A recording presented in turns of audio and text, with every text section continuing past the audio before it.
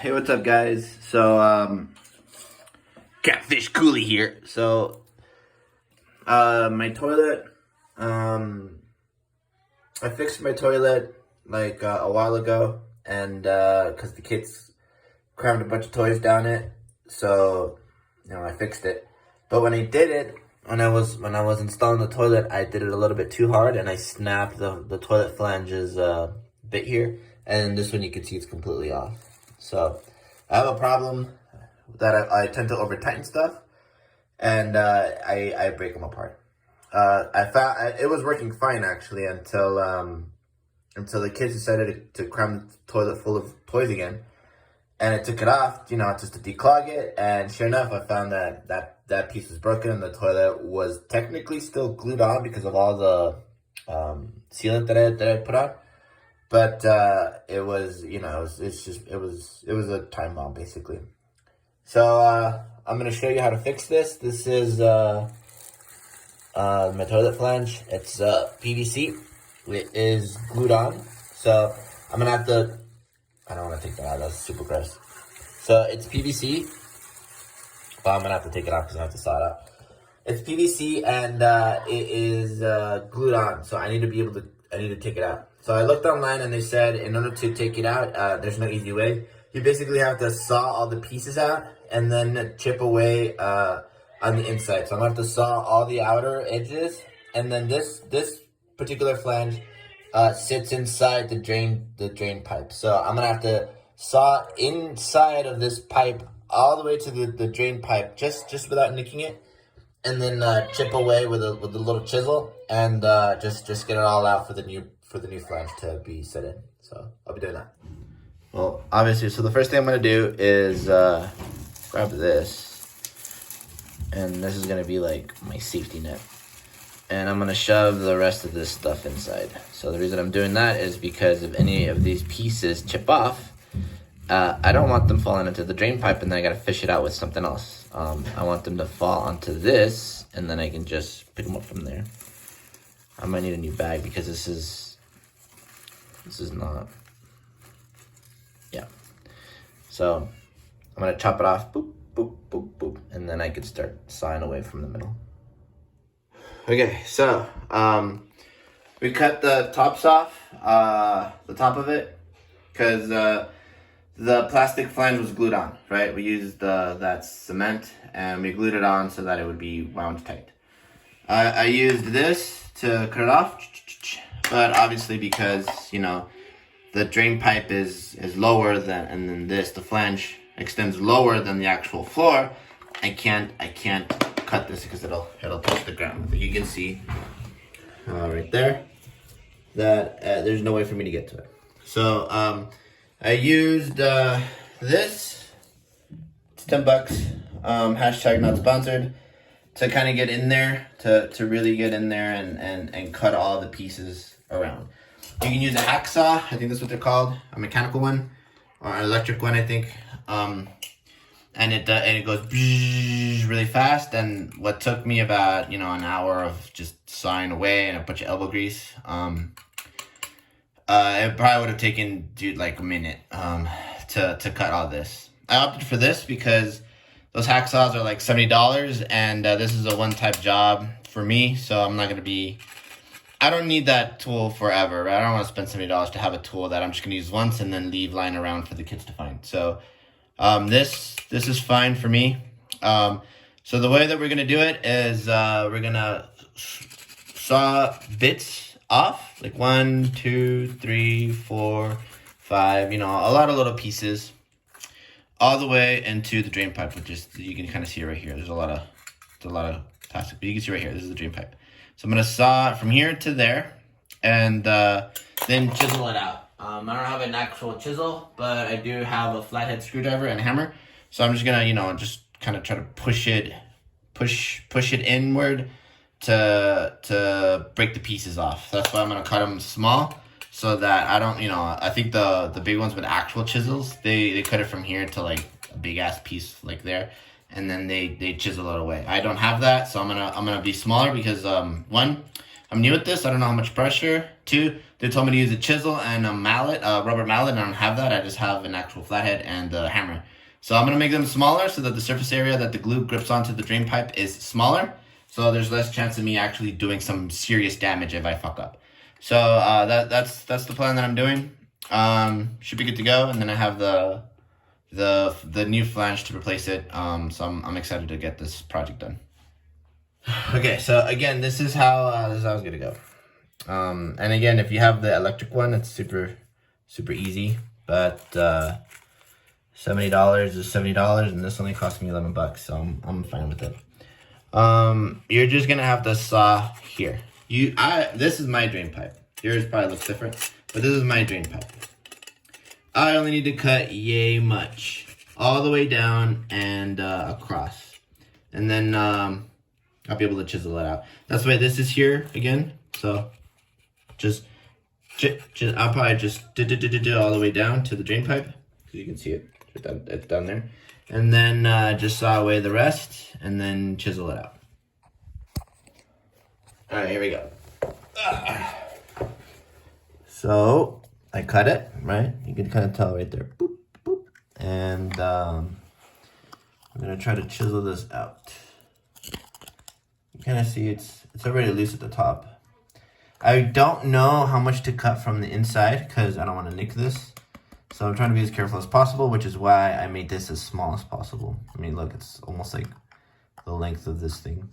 So I'm just gonna hammer in here, hope for the best. Let's see on the other side. Boom, chingamos. So that's off, and you can see there's a big old split. So this is working. Gonna do it all the way around, so we can put in the new flange. Okay, so I think I found a neat little strap by accident. So I'm not actually cutting all the way through because again, I don't wanna nick the drain pipe. But if I just cut just enough, if I cut just enough, it'll bend. It'll bend outward. And if I do the same thing over here, it'll bend inward, inward, all the way out. So I'm trying to, I'm a little bit out of breath because I just want to get this over with. So I'm trying to see if there's a way I can show you how the hell I'm doing this. Let me see, hang on. I'm just gonna knock it in real quick. There you go. And then, see, it bent it in. And then I could just do the next, and then the next, and then the next. Oops, sorry. And then I could do the next, and then the next, and the next. So I bent this one in, then I just bent this one. So you can kind of see how it's bending inward. And I could just do this one, and this one, and this one. And then they'll all just come out without me having to risk, I may have nicked this a little bit. Oh no, it's just messed up. So yeah, I'll show you when it's done. The biggest piece I could get was the 4, but it's clear now. No more flange. There's a little bit of this. Actually, I really don't like this. This is protruding outward, all ugly. I might just chisel that out for the new flange. So the new flange is this. So I got, I think it's called the stick-in twist lock or something. And so what it does is it has this rubber gasket down here. So you put it in, kind of hammer it in lightly. Cause again, it's PVC, you don't want it to break. And then the way it tightens is that this bottom black gasket expands. The way it expands is that the shape of this is actually into a cone. Obviously, the big piece is back here, and then the smaller piece is over there. And once you plug it in, you just twist it counterclockwise. And then this thing will start moving upward into the cone and seal. I only have one hand, so I can't really do it, which I think you can see right here. And then if you twist it clockwise, which I think is mirrored, right? It's mirrored. No, right, yeah. So if you just twist it clockwise, you're gonna start to see that this thing goes down a little bit. And as it goes down, it starts to seal. So I'm gonna undo that. And we should be good to go. All right, so let's pull it out. I vacuumed the whole thing, so let's pull it out. This is gonna be fucking gross. I should have the trash can closed. Gross.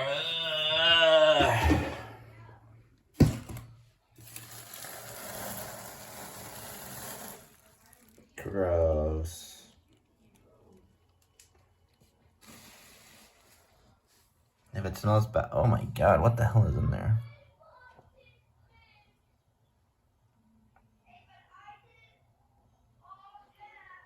I don't know, that's gross. So, that's actually really gross. Alright, so.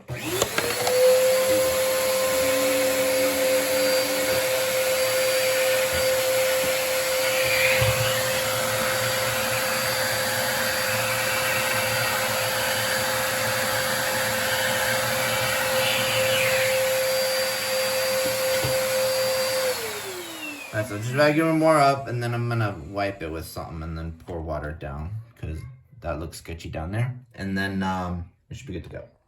Okay, so there's the flange. I already turned it clockwise. I'm struggling with the fact that I may have over tightened it, but the fact that I can't move it makes me think it's a pretty good seal. There should be on the sides. So we're pretty good. I'm not gonna bolt it down because to be honest, I don't feel comfortable doing that. And besides, this thing is pretty solid, and I put a bunch of sealant around it anyways to make sure that it really sticks on side. I'm pretty confident this is gonna stay. And I wanted to use the twist and the set and twist because I know this is gonna break. This is the second time I replaced this, so I know it's like a matter of time before I am gonna have to fucking do it again. So I think we're good. I'm gonna clean up all the sides, the little blade, boop, and clean it all up. Make sure the toilet's unclogged and set it back in so we can finish. Okay, so we got the toilet back in, and it's all dirty from because I left it outside for like a week. And I put this right there, and that over there. So just to to kind of get it in there. What I wanted to talk about was these are plastic shims that I bought. So if your toilet is kind of uneven because the flange is sticking out and the toilet is, it's just uneven, you can buy these plastic shims, I think it's called shims, and just kind of put them on the sides of the four sides to level this, and then you sit on top of this, and then just jerk it around until it's level. I bought rubber ones at one point, and they were, because I thought, they're rubber, they're easier to cut, that's for sure. But I figured it would cushion it, and it would make it easier for the toilet to level.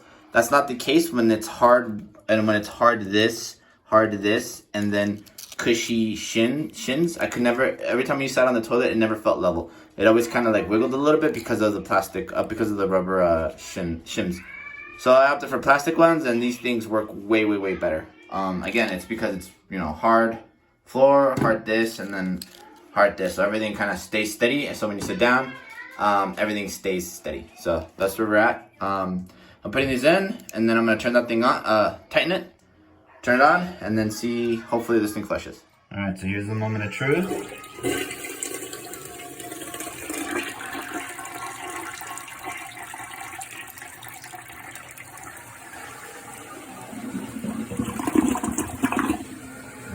No leaks. Right.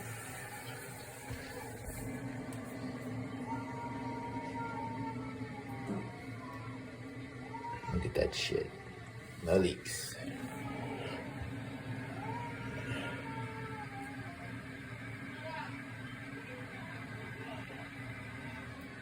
So we're good. I'm just gonna tighten it a little bit more, not too much because I don't want to break it, and then we're good to go. We can start. I'm gonna take a big old dump to celebrate. I'm gonna drink vitamin water. I'm gonna take a big old dump to celebrate. Vitamin water goes right through me. It tastes delicious, but it goes right through me. Oh, I gotta seal it too. I gotta put the caulking. I'm gonna put the sealant, tighten it, seal it, and we're done. And then, so I'm gonna drink vitamin water, caulk it, seal it, tighten it, and then celebrate.